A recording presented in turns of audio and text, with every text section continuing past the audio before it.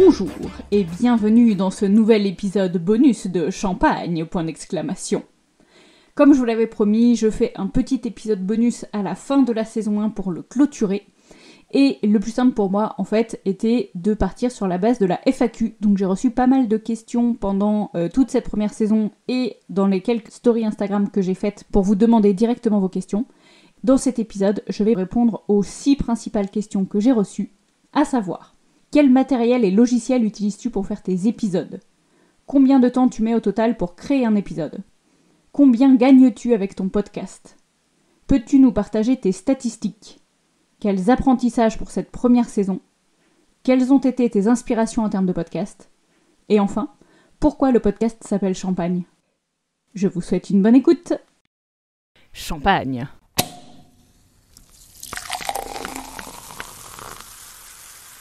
La première question qui est revenue le plus souvent, c'est du technico-technique, les gens. Vous n'êtes pas très originaux. Quel matériel tu utilises et quel logiciel tu utilises pour faire ton podcast? Mon micro, c'est le UM1 de la marque Bird.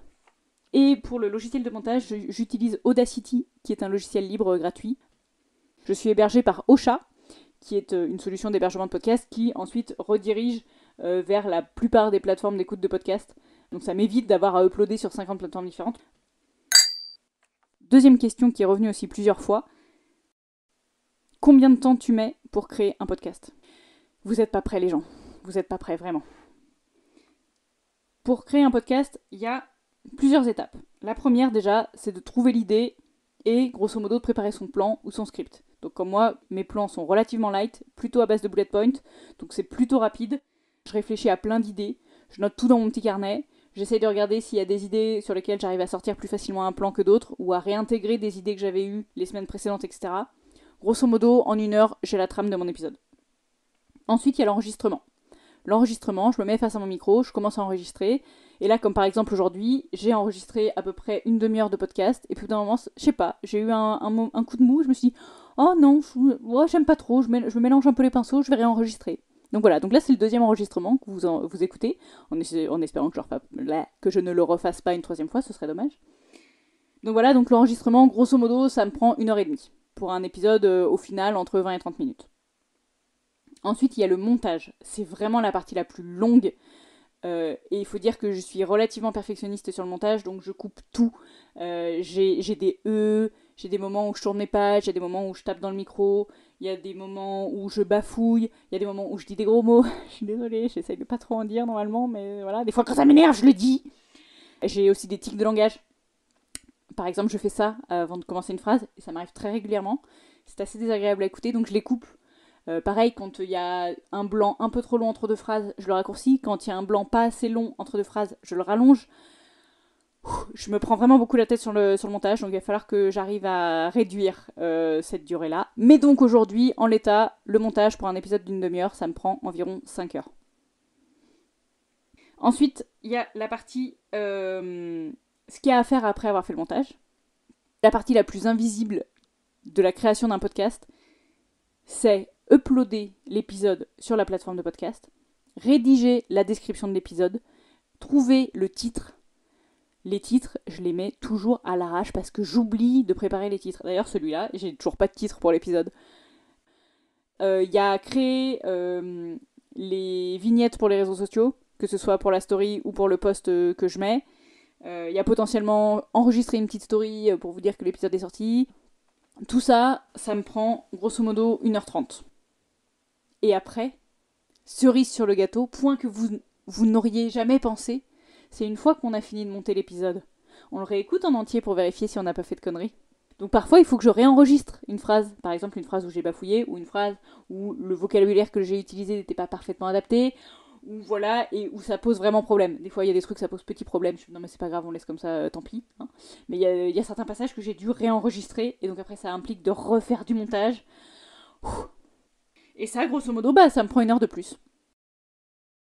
Donc si vous avez tout compté en live, puisque vous êtes tous des experts du calcul mental, je n'en doute pas un seul instant, ça fait 10 heures de travail pour créer un podcast. Question qu'on m'a posée dans la vraie vie, et je crois que j'ai failli m'étouffer à ce moment-là. Mais Barbara, combien tu gagnes avec ton podcast ? Alors, combien je gagne avec mon podcast ? C'est très rigolo, parce que c'est vraiment la génération qui a connu les youtubeurs en fait. Parce qu'un youtubeur, ça gagne de l'argent sur YouTube, c'est évident. Un podcasteur, ça peut gagner de l'argent sur son podcast, mais c'est pas natif, c'est pas comme YouTube. YouTube, en fait, les gens, ils gagnent de l'argent, notamment grâce aux pubs qu'il y a sur YouTube. Là, je sais pas si vous avez remarqué, mais il n'y a pas de pub sur ce podcast. Ensuite, sur YouTube, les gens en général, du coup, font des placements commerciaux, etc. Donc ça, c'est les marques qui les rémunèrent directement. Ils peuvent se faire sponsoriser aussi quand ils ont une chaîne en particulier où ils vendent pas un produit, mais c'est la marque qui les sponsorise pour faire tel ou tel truc. Alors, sur YouTube, on peut commencer à se faire monétiser, c'est-à-dire à activer les pubs à partir de 1000 abonnés. Si j'arrive à 50 écoutes par épisode, je pense que je peux considérer que les 1000 abonnés, c'est vraiment bientôt. Donc je vais bientôt pouvoir monétiser ma chaîne YouTube. Ah bah non mince, on n'est pas sur YouTube, c'est un podcast. Ah bah du coup, les podcasts, non, ça n'existe pas, la rémunération des podcasts, ça n'est pas YouTube. J'allais dire c'est bénévole, mais non, parce qu'en fait, je dois même payer ma plateforme pour qu'elle héberge mon podcast, et je paye un abonnement de 11€ par mois. Donc combien je gagne avec mon podcast ? Moins 40 heures et moins 11€ par mois. Peux-tu nous partager tes statistiques ? Je sais pas vraiment ce que vous avez derrière la tête quand vous dites statistiques, alors du coup je vais vous présenter les épisodes qui ont le mieux marché et leur nombre d'écoutes. L'épisode de la première saison qui, à date, a eu le plus grand nombre de téléchargements est La plus grosse feignante de l'humanité. Cet épisode a eu 94 téléchargements depuis sa sortie. Le deuxième épisode, le plus écouté, a été Nagez-vous vraiment dans l'océan des possibilités de votre vie, qui a eu quant à lui 83 téléchargements. Le troisième épisode le plus écouté est Votre principal objectif pour 2023, échouer, qui lui a eu 76 téléchargements. L'épisode qui a quant à lui le moins plu, ou en tout cas qui a été le moins téléchargé, peut-être que je n'ai pas assez communiqué dessus, est Un projet réussi, c'est un projet bien géré, la gestion de projet pour les nuls, qui a eu 47 écoutes. C'est le seul épisode qui n'a pas dépassé les 50 écoutes. Je sais que la gestion de projet fait pas rêver, mais si vous avez envie de l'écouter, surtout, n'hésitez pas. C'est le concentré de mes 12 ans d'expérience en gestion de projet. Je pense que ça vaut le coup de l'écouter. Quelles ont été mes inspirations en termes de podcast ? Le premier que j'ai noté, c'est le podcast qui s'appelle La Percée, de Ntoyi. C'est un mec, c'est un musicien, qui est aussi entrepreneur à côté, je crois qu'il fait du web marketing. Il fait des épisodes de bilan, je crois qu'il en fait un par mois. Et ils sont toujours hyper enrichissants, mais il explique vraiment ce sur quoi il a travaillé, ce qui lui a permis d'avancer, les erreurs qu'il a faites, etc., etc. Il fait une vraie analyse sur lui-même, et je trouve ces épisodes-là vraiment passionnants. Si vous avez envie de les écouter, surtout, n'hésitez pas, Ntoyi, N-T-O-Y-I. Ensuite, le deuxième, j'allais dire podcast, mais c'est des épisodes spécifiques dans un podcast que j'écoute, c'est les épisodes Bottage de fesses de Aline de The Bee Boost. Donc Aline de The Bee Boost, c'est une coach business qui est là pour encourager les gens qui ont un business soit en ligne, soit un business réel. Et assez régulièrement, elle fait des petits épisodes Bottage de fesses. Donc en fait, elle prend un commentaire qu'elle a reçu, une discussion qu'elle a écoutée, un truc qui l'a marqué en fait, ou une idée reçue, et elle se dit mais en fait je comprends pas pourquoi les gens pensent ça. Les capsules sont assez courtes, elles doivent durer 10-15 minutes, et pendant 10-15 minutes elle nous explique pourquoi cette idée-là c'est une connerie sans nom, et pourquoi il faut surtout pas faire ça, et ce qu'il faut faire à la place. Et j'aime beaucoup la manière dont elle présente le sujet, parce que c'est vraiment, alors c'est toujours, déjà elle est en impro, c'est toujours cash, elle montre vraiment sa conviction, et je trouve ça vraiment chouette. Et j'aimerais que à terme, mes épisodes y ressemblent un peu plus. Ensuite, en 3, j'ai noté Chloé Bloom. Je ne sais pas si vous connaissez Chloé Bloom, c'est une influenceuse et entrepreneuse qui parle de développement personnel. Et vous êtes peut-être étonné de la retrouver là si vous la connaissez, parce que c'est quelqu'un qui parle surtout de spiritualité, de petites fleurs, de prendre du recul sur la vie, d'esprit, d'âme, de machin. Bref, c'est complètement barré, complètement allumé. Mais en fait, j'aime beaucoup ces épisodes quand même. Et là, pourtant, il faut vraiment qu'il y ait un intérêt. C'est parce qu'en fait, dans la manière dont elle présente les choses, mon cerveau retraduit ce qu'elle dit dans un langage logique et cohérent qui me parle beaucoup plus à moi. Et ça me permet quand même de me poser des questions, de voir les sujets sous un autre angle, et j'aime vraiment beaucoup écouter ces podcasts, alors que, a priori, on n'était absolument pas nés sur la même planète. Mais du coup, voilà, je pense que quelque part, ça m'inspire. Le numéro 4, c'est évidemment Une vie de liberté de Tony. Si vous ne connaissez pas ce podcast, c'est une petite perle. Tony, c'est à la base un investisseur immobilier, c'est comme ça que je l'ai découvert, et en fait il fait un podcast qui parle de la vie d'une manière générale, donc c'est parfois philosophique, parfois ça parle de problèmes très concrets, parfois ça parle un peu de tout et n'importe quoi, et en fait j'aime bien son ton dessus, il parle vraiment comme s'il parlait à ses potes, de sujets divers et variés, mais au final ça tourne toujours autour de son envie de liberté, et d'entreprendre, etc., etc., et j'aime vraiment beaucoup. Je sais pas si ce podcast-là s'y raccroche, enfin mon podcast se raccroche au sien, mais en tout cas c'est clairement une inspiration dans sa manière d'être, sa manière de parler, sa manière de communiquer, j'aime beaucoup. Et last but not least, comme on dit, le dernier podcast qui m'a inspiré s'appelle Chef par Sophie Plumer. C'est un podcast qui parle avant tout de RH, donc c'est vraiment très organisé entreprise, mais la structure de podcast en lui-même est géniale, et c'est notamment elle qui m'a donné l'idée de faire une synthèse à la fin. Quels ont été tes principaux apprentissages avec cette première saison de podcast ? Pour répondre à cette question, j'ai noté 10 points différents que je vais détailler. Le premier point, c'est que c'est long. Ça demande beaucoup de travail, en fait, de faire des podcasts. Je ne me rendais pas compte à quel point. Le deuxième point, c'est que faire un épisode en une semaine, par conséquent, quand on a d'autres choses à faire et d'autres obligations, ça a grignoté sur ma vie perso de beaucoup. 3. Ça confirme le fait que je me sens plutôt à l'aise à l'oral et que je suis pas trop mauvaise en improvisation. Alors, pour ceux qui savent, j'ai fait de l'improvisation théâtrale, donc j'avais pas trop peur sur ce sujet-là, mais être à l'aise dans une impro où on est avec d'autres personnes qui nous tirent vers le haut, c'est facile. Là, j'étais seule face à mon micro, je savais pas du tout comment ça allait se passer. 4. Il y a un podcast que j'ai refait 4 fois, que j'ai réenregistré 4 fois sur plusieurs jours différents. Au montage, je les ai tous un peu mixés les uns les autres parce que je disais des trucs intéressants dans chacun des podcasts. Ça a été une horreur absolue. Je ne sais pas combien de temps j'ai mis à monter cet épisode. Plus jamais je refais ça. Je ne mélangerai plus jamais 2 podcasts enregistrés à 2 moments différents. C'est fini. Apprentissage numéro 5. Il y a un épisode sur lequel j'étais pas à l'aise. J'ai réenregistré plusieurs fois et ça me plaisait pas. Donc j'ai pris en fait le dernier enregistrement. Je l'ai donné à internet pour qu'il me sorte en fait qu'il me fasse de la reconnaissance vocale et qu'il me sorte le script. Donc il y a des trucs qui font ça gratuitement, donc c'est génial, je savais pas. Et j'ai récupéré un script écrit. Alors évidemment c'est de la reconnaissance vocale, donc il y avait pas mal d'imperfections, mais ça m'a pas pris tant de temps que ça finalement de tout reprendre. C'est vraiment à l'écrit où là j'ai rebougé chacune de mes phrases, reformulé les trucs, remis dans le bon ordre, pour avoir un vrai script. Donc sur cet épisode-là, j'ai lu mon script dans mon micro. Et en fait, à l'écoute, ça ne s'entend absolument pas. J'avais vraiment peur de m'entendre lire comme quand j'étais en CP. Et en fait, non. Donc je suis assez satisfaite de ce truc-là. L'apprentissage numéro 6, c'est que c'est hyper dur de faire connaître son podcast. Parce qu'en fait, une fois que j'ai envoyé à tous mes amis, à quelques connaissances qui, j'espérais, pourraient être intéressées par le podcast, ma maman qui a œuvré pour moi en envoyant à toute ma famille, et puis voilà, en fait, je connais pas non plus 1 millier de personnes. Et du coup, j'ai vraiment besoin de vous, dans le sens où si vous aimez mon podcast, parlez-en autour de vous, s'il vous plaît.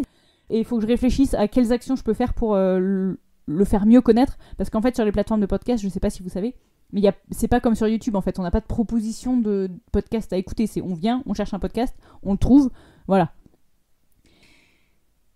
Le point numéro 7, qui rejoint en fait ce que j'ai dit juste avant, c'est que j'ai des amis en or.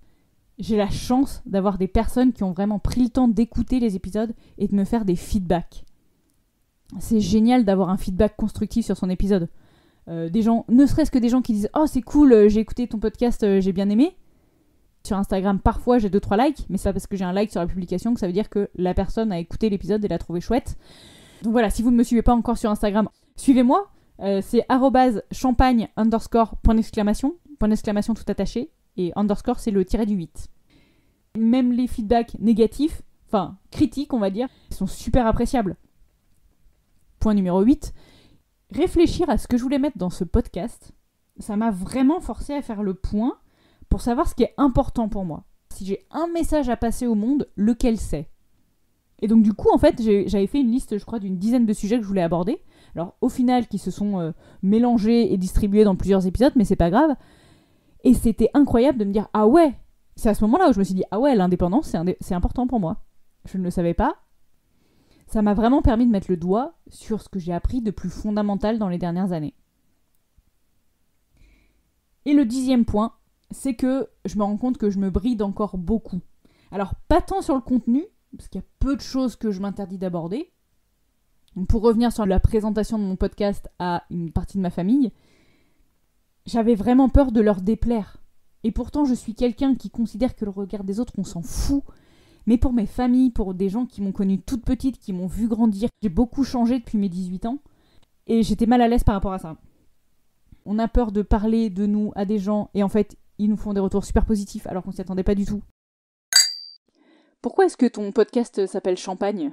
Et sa variante, pourquoi est-ce que t'as rajouté point d'exclamation ? Les deux réponses sont différentes, mais c'est pas grave, je vais quand même les prendre dans la même question.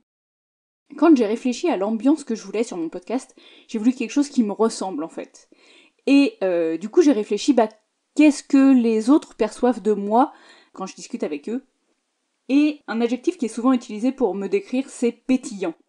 Et j'avoue que j'aime beaucoup cet adjectif parce que c'est quelque chose de frais, qui sort de l'ordinaire, qui titille un peu les papilles. C'est vraiment un mot que j'aime bien. Il y a aussi le fait que le champagne, c'est doux, c'est sucré. En général, quand on a fini sa première coupe, on a très envie d'en boire une deuxième. Il y a aussi l'aspect alcoolisé, c'est-à-dire que l'alcool, il nous détend, il nous désinhibe, il nous rassure dans notre capacité à faire quelque part. Avec modération, on est bien d'accord.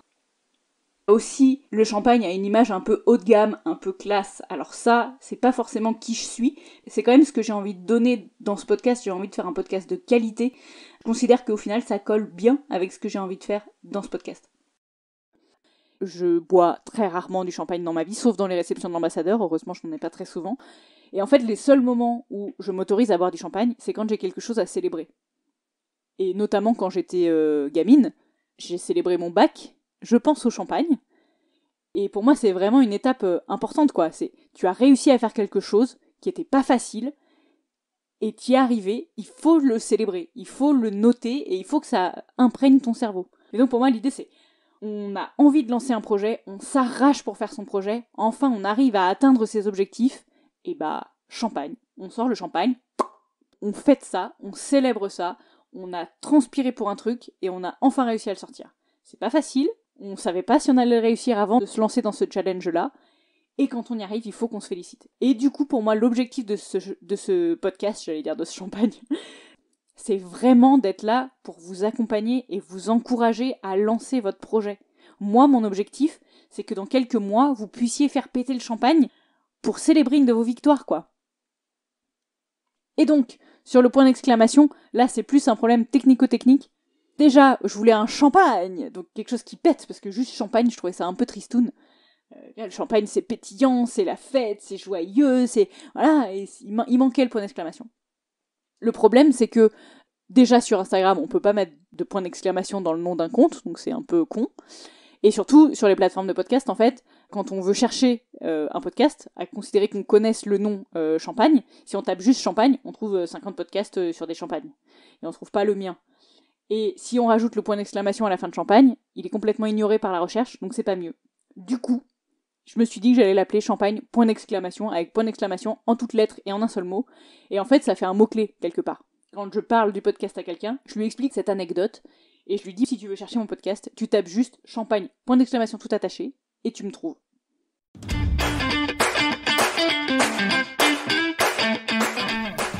Merci à vous d'avoir écouté cet épisode de Champagne.